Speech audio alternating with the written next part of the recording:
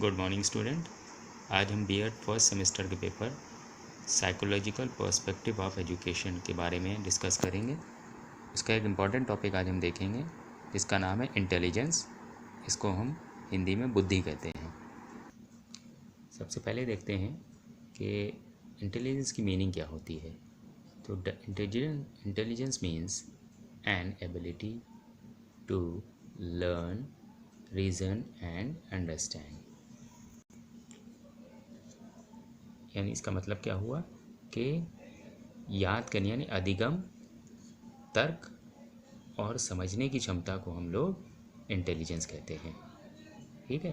दूसरे शब्दों में intelligence means to apply once knowledge to noble situation और एडजस्टमेंट टू नोबल सिचुएशन।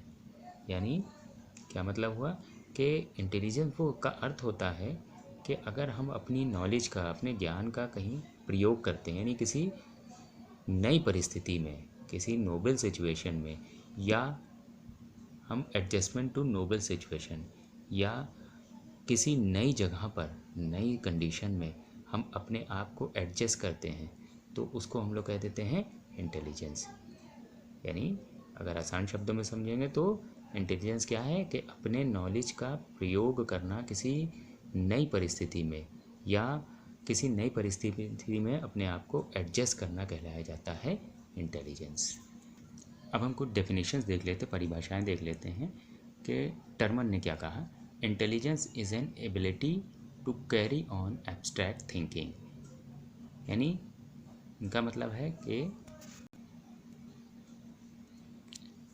यानी अमूर्त चिंतन ही जो है, एब्स्ट्रैक्ट थिंकिंग ही टर्मन के अनुसार जो है इंटेलिजेंस है।